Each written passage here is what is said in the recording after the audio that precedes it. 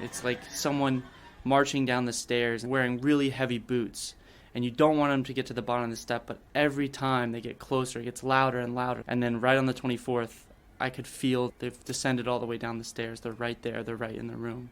And they're not going to go away for I don't know when.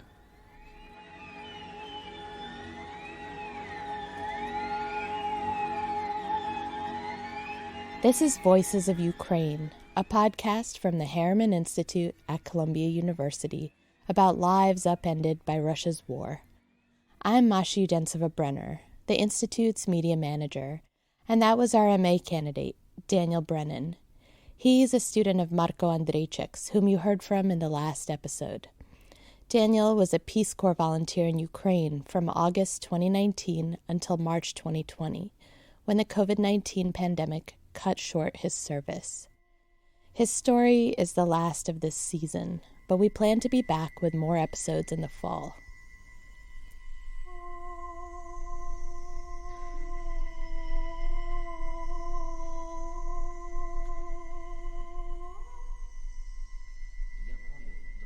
From the moment he got off the plane, Daniel says he felt at peace in Ukraine. I remember getting off and you go through customs and we're sitting there waiting for this big bus to come, and the sun just had this very orange halo to it. Everything felt very still and calm. He was placed in a small city called Hlukhiv in northeastern Ukraine's Sumy Oblast. It's one of the oldest cities in Ukraine. When I got there, it was fall. The apartment that's on one of the main streets in the town, and I look out on the balcony, and it's just this beautiful medley of colors, the leaves being orange and brown and green, and it's all there together. In the distance, he could see a big water tower from the 1920s, a white stone structure with an observation deck, kind of jutting up above the rest in some old Baroque Mazep churches, and you can see those poking up too. I just felt this weird sense of joy of being in this space that I had no idea existed, but is so beautiful. The Peace Corps arranged for him to stay with a local. This host Baba, she's very nice, very, very old woman. She had this red dyed long hair that was very curly. She's so warm, just hugged us immediately when we got there. Daniel said us because, like all Peace Corps volunteers, he was paired with a counterpart, a Ukrainian national to guide him through the program.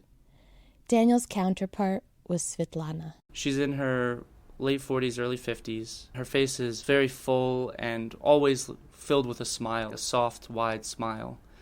And she just carries herself with so much determination through every action. Svetlana had been trying to bring a Peace Corps volunteer to Hlukhiv for many years. She wanted to create a cultural center for English language learners with books and lessons and clubs. Daniel's job was to teach English at the school and to help Svetlana execute her vision. My first day, I just sat in on all the lessons. The school is very big, and it felt a lot like my high school. The teachers, they really want the students to learn. They really want to get something out of teaching, and it's my job to catalyze that. And seeing the students, they're just like kids in the U.S. They play on their phones, they have problems with their peers, their teachers or their parents. They want to watch TV shows all the time. Daniel made friends, played basketball every Sunday with the school's gym teacher and other locals. Life in Ukraine was unlike anything he'd experienced. There's just something so unique and distinct about being in Ukraine. There's a sense of community. There's a sense of wholeness amongst people. That sense of connection to not just yourself, but to the earth on which you step.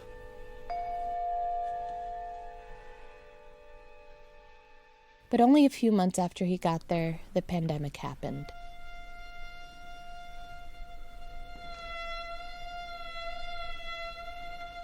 We had been getting notification email by email. There's this thing going on in China, and little by little you see the number of cases go up. Other Peace Corps offices and Peace Corps volunteers are getting evacuated. And all of a sudden you're told, pack up your stuff. We're going to all meet at this one destination in Kyiv.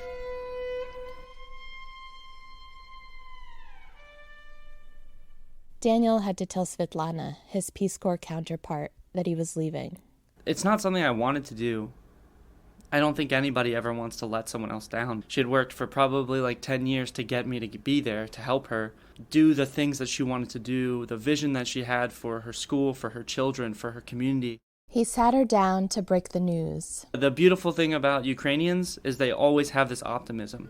She said, "Все буде добре. Everything will be fine." And I still think about that. "Все буде добре.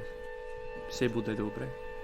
The Peace Corps volunteers were told they'd be evacuated on March 15th, but the borders had already closed. We were locked in a hotel until the United States government could charter us a plane to leave. Stuck, all of us not knowing when we would get out, when we would come back. And then on the early morning of March 20th, we had been up all night waiting on the tarmac for clearance that we could leave. They tried to give us enough masks and gloves and hand sanitizer, but it was just kind of useless with 200 of us. Daniel flew back to the States and stayed in Florida with his mom. I felt terrible. I didn't sleep. I didn't know where I was going. I didn't know what I was going to do. I waited for about 3 months. They kept on giving us hope, and they kept on pushing it. Hey, August 2020 is when we'll be back. Late fall 2020, February 2021. Then, as summer approached and the pandemic showed no signs of relenting, he realized it wasn't going to happen. So I started thinking, okay, how can I get back to Ukraine, and what do I need to do? First, I need a job, and second, I need a higher level degree. He studied for the GRE and found a job as a financial crimes analyst at Credit Suisse.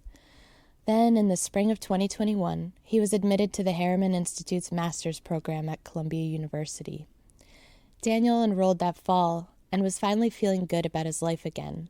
Then, the world started talking about the Russian troops accumulating on the Ukrainian border. I think right around late January, I started to feel like things were different. You don't amass that many troops that close to the border unless you're going to do something. It's like someone marching down the stairs and they're wearing really heavy boots, and you don't want them to get to the bottom of the step, but every time they get closer, it gets louder and louder. Each day brought new alarms, warnings from the U.S. government, more troops from Russia. And then right on the 24th, I could feel they've descended all the way down the stairs. They're right there. They're right in the room. And they're not going to go away for I don't know when.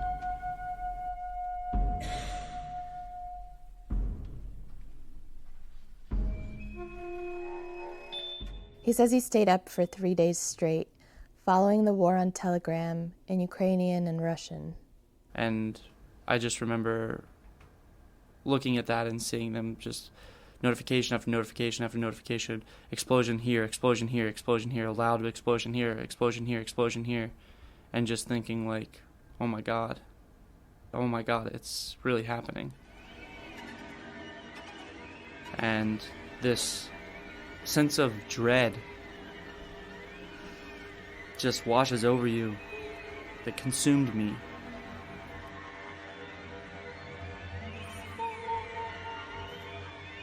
And were you talking to your friends in Ukraine throughout all this time? Yeah, part of my thesis was going to be work with cultural Cossack groups. Usually men dress up in traditional Cossack garb, they have the haircuts and the earrings, they play Ukrainian folk music. And I was talking, the gentleman's name is Roman, very frequently because I really planned to come to Ukraine in the summer. I asked him, what do you think? What's going on? And he was very calm, and he's a big cultural figure in my town. He was actually DJing a wedding, and he was like, I'm at a wedding right now, and he sent me a photo. He said, we're not scared at all. We will destroy them. I didn't know how to take it at the time, but it's one of those things like "Все буде добре." It just gives me comfort that someone else feels this way, that someone else is so determined. And what was Svetlana thinking in the days or months leading up to the war? She tended to be very reserved when it came to that kind of thing. A typical response to something like that is, I don't want to talk about politics. And I understood that was the mindset. And you also have to understand, the region I was in, Russian was very often spoken. Not only that, but Svetlana was from a different generation. She'd come of age during the Soviet Union, when the Ukrainian language had almost entirely been stamped out in her region and across much of Ukraine. It was only after this war started that things started to change. I noticed a very quick switch to Ukrainian when we were writing to each other.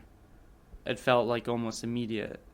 Daniel tries to talk to Svetlana once a week, but it's difficult. It's hard to play the seesaw between talking about everyday things in someone's life and also trying to be there and support them. The Sumy region where Svetlana lives was surrounded by Russian forces for a month and a half, and they were shelling the area. She would say, we're being bombed every day, can't sleep. And these teachers still do Zoom school. They still go online. They still try to teach their children. The Russians retreated in early April, after Ukrainian forces were able to fend them off. I have some other friends who are still in Hlukhiv, in the town, and they seem to be doing all right. They get the medication. They get humanitarian aid. They aren't constantly under fire, but life as they know it has absolutely drastically changed. They don't feel safe going out anywhere, doing very much during the day, and most people stay in bunkers or stay inside. Daniel feels restless. I don't know what I'm going to do. I don't know how I'm going to get to help these people. I don't know what is going to come next. I don't know when the war will be over. But all I want is for it to be done so I can go back. That's all I want. That's all I ever wanted.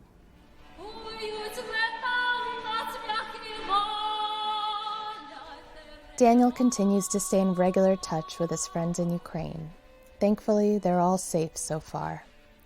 And he's working on a student-led project tracking war crimes and archiving the war's impact on social and geopolitical dynamics in Ukraine, Russia, and Central Asia. He told me that not a single day goes by when he isn't thinking about the goal he set for himself after he was evacuated from Ukraine back in 2020, to return to Hlukhiv and have tea with his fellow teachers.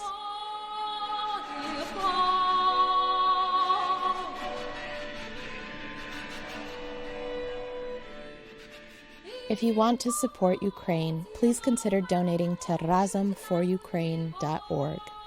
That's RAZOM for Ukraine.org. It was founded in 2014 in the wake of Ukraine's Revolution of Dignity by Dora Komiak, who's on the Harriman Institute's National Advisory Council. The organization has been working directly with volunteers in Ukraine to provide emergency relief where it's needed most. Thank you so much for listening to the first season of Voices of Ukraine from the Harriman Institute at Columbia University. I'm Mashi Densova-Brenner. This episode was written and produced by me and edited by Nathan Schiller with feedback from Marko Andrejczyk. The music in this series was composed by Ivan Nebesny, who's still in Ukraine. If you missed episode 10, you should listen to learn more about him. The cover art for the podcast is by Victoria Tentler-Krylov. If you enjoyed this series, please subscribe, tell your friends, and leave us a review. I want to extend a huge thank you to Ann Cooper, who edited much of this series, and to Jordan Waller, Nathan Schiller, and Marko Andrejczyk for their continued feedback on the episodes. I also want to say a huge thank you to Danielle Alarcon, who edited the trailer. I look forward to seeing you all again in the fall.